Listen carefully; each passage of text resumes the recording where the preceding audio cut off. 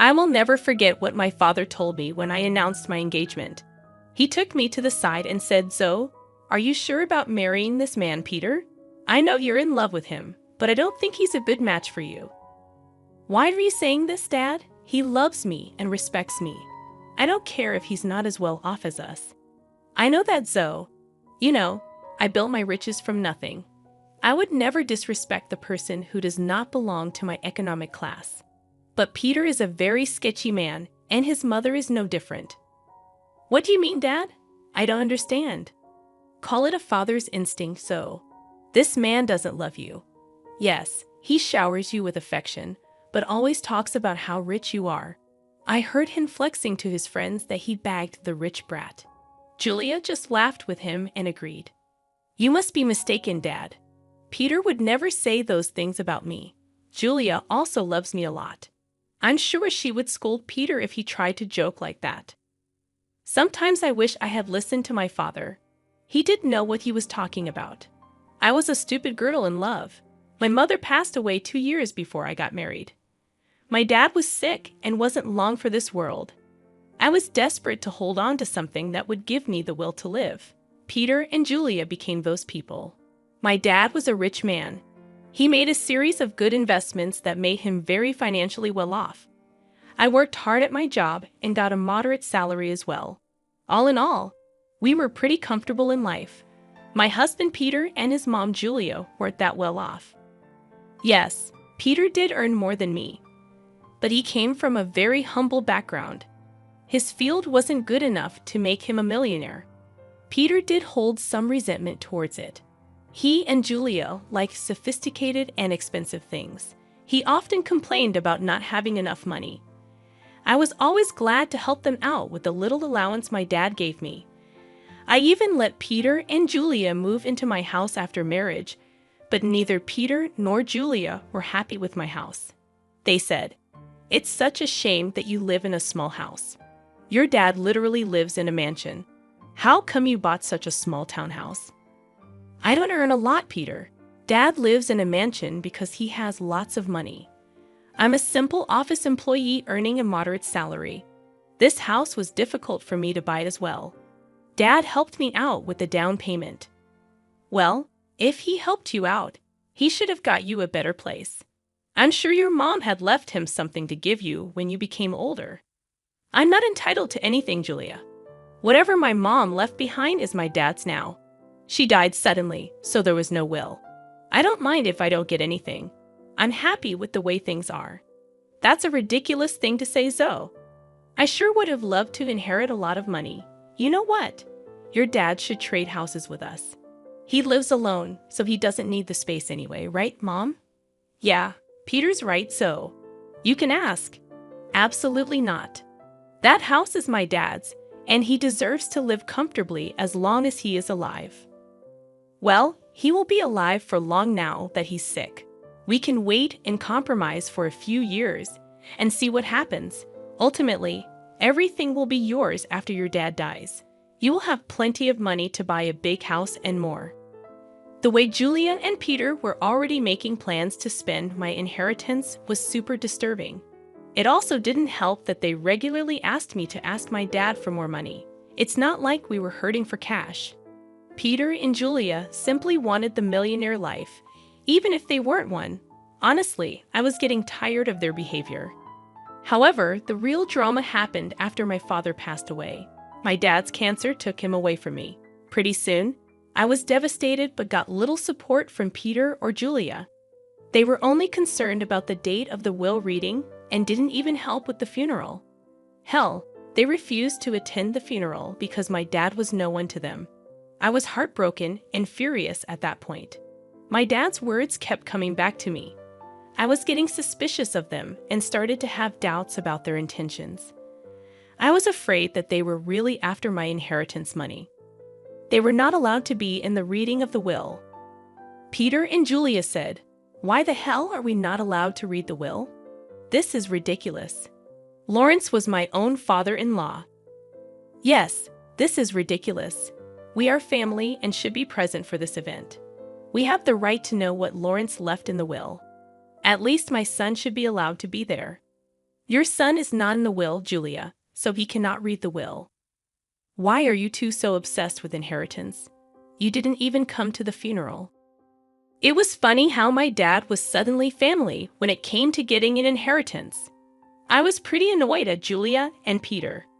What was worse was that they started to hound me as soon as I got back from reading the will. They were not allowed to see the will. I had a hard time dealing with the grief of losing my father, but I got no words of support or sympathy from them. They simply wanted to know about my inheritance. Julia asked me, "So we have been wondering about something for a while now. How much inheritance did you receive from your parents? You must have got a lot of money. How much money did you get?" My parents unfortunately didn't leave me any money in my inheritance, so I received 0. What? You didn't get any money? But your parents were rich. They should have left you something. I don't believe that you didn't get any money. I'm sure you are lying to us. Oh, there is no way your parents didn't leave you a single penny. No, Peter. There was no money in my inheritance. The will didn't even mention me getting any kind of money. You can check my bank balance in a few days and find out. But what about their riches? Who will get those? You are their only child. I don't know about that, Julia. The lawyer just told me that I didn't get any money. It's fine by me. It was my parents' money, and it's up to them who they would give it to. That is ridiculous. You need to fight for the money. It should be yours. There is no money, Peter. They didn't have much money in the end. Whatever was left was given to charity. They have been planning this for a while now. Julia and Peter looked very pissed by what I said. I had no idea why they were being this weird about my inheritance. I almost told them the full details, but something stopped me from doing it. There was this creeping doubt in my mind that my husband and mother-in-law were up to something. I waited for them to digest the news. When Julia and Peter kept pressuring me for more information, I put my foot down. I told them firmly that I didn't get any money and even offered to show them my account in a few days. Well, a month passed and nothing showed up. In the meantime, Peter grew very restless and stopped being affectionate with me. He was always checking my account and constantly hounding me for information on my inheritance. I was starting to see where this was going.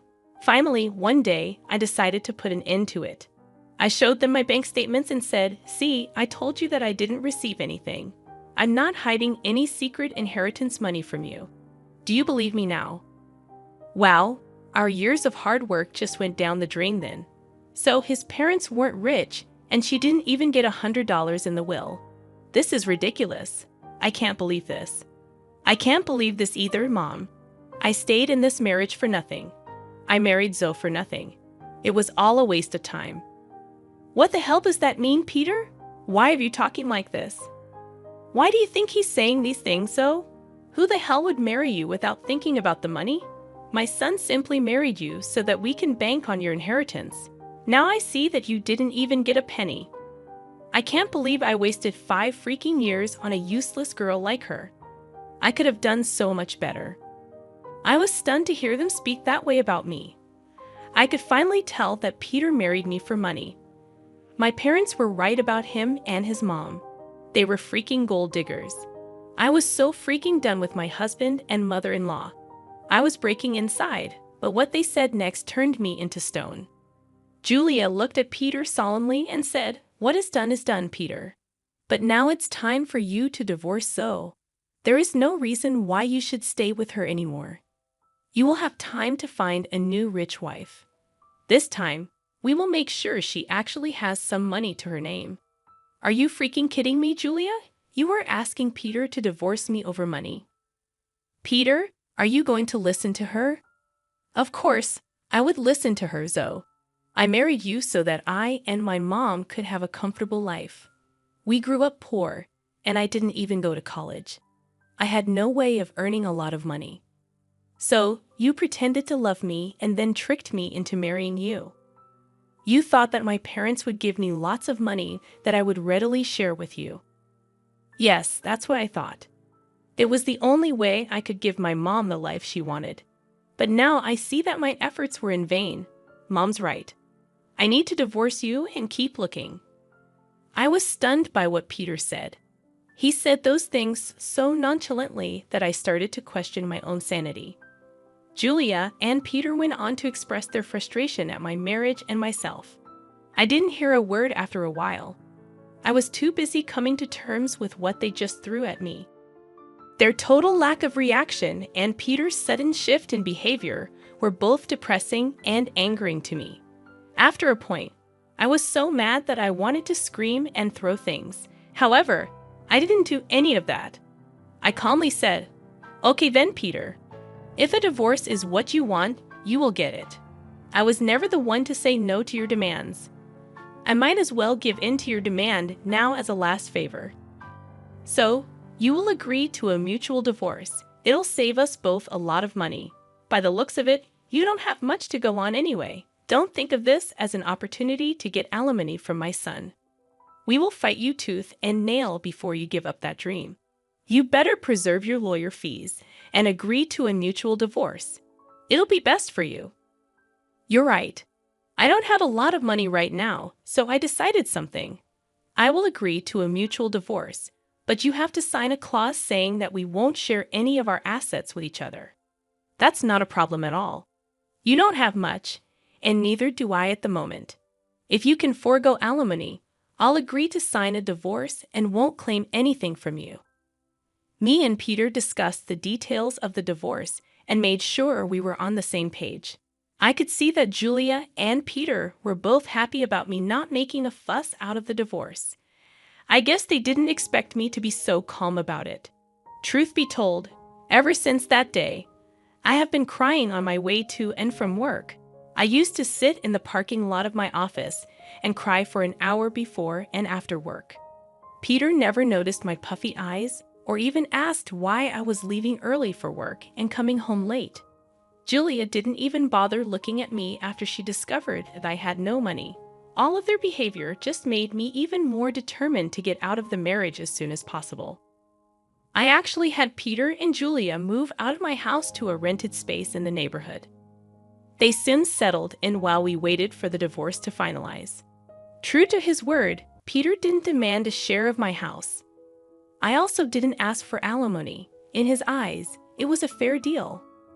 Well, he had no idea just how far I made things out to be. He came to know about it on the day our divorce was finalized. I went over to his new rented space to drop off my wedding and engagement ring. So, I just wanted to return these to you since the marriage only brought bad times in my life. I don't want to have any memory of it. Are you sure you want to return it? I mean, you might need the money after all. It's so funny, you know so. You must have laughed at our poverty before. Look where you are now. My son is being generous and giving you the rings. You might need to sell them when your stupid job doesn't pay enough. We want Mr. Rings. They're cheap ones anyway. What would I need to sell the rings for, money, Julia? You don't have to be embarrassed. So we already know how your parents didn't leave you anything. I guess they lost everything due to poor financial decisions, leaving their daughter destitute. At that point, I laughed very loudly in her face. Julia looked confused, and so did Peter.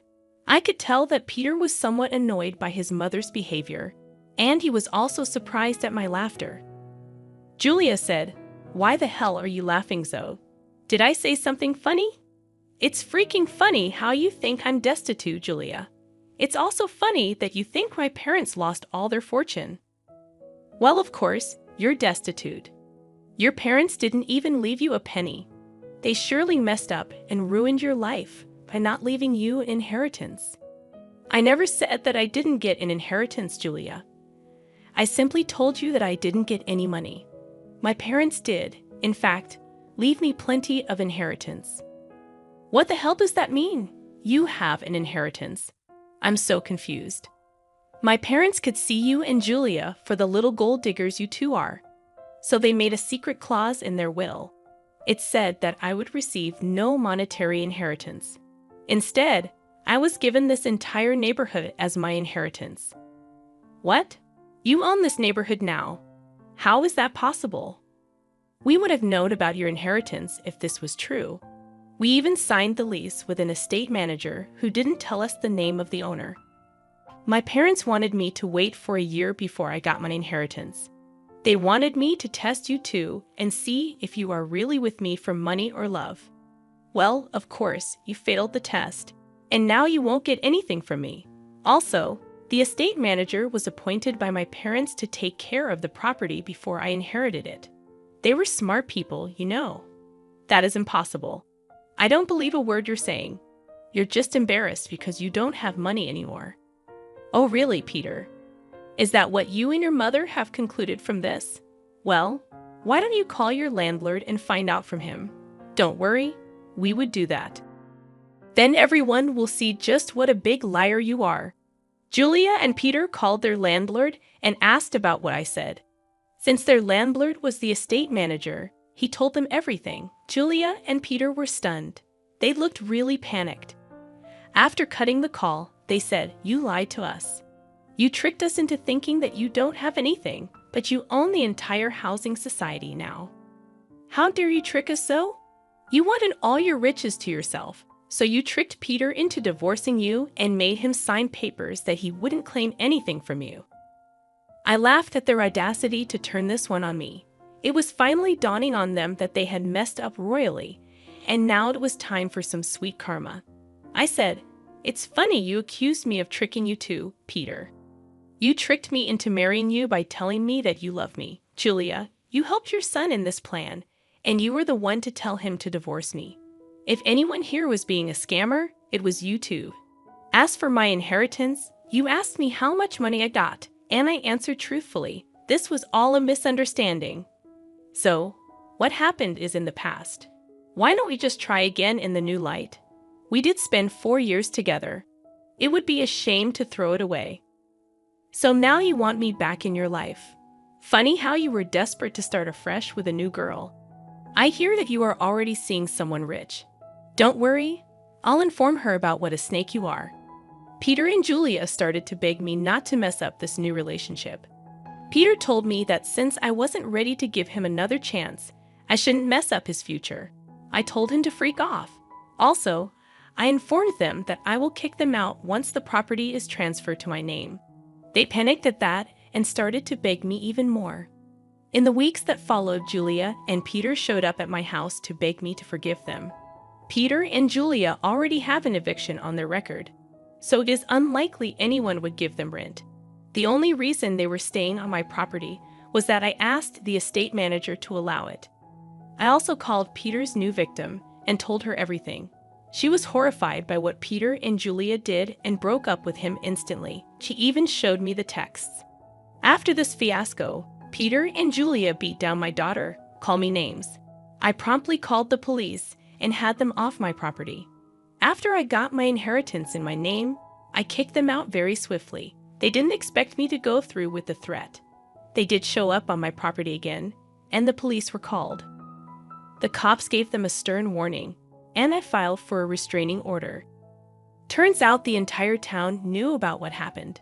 They were essentially disowned by friends and had to leave the city to start afresh. Meanwhile, I'm enjoying my new wealth and am finally free from gold-digging leeches.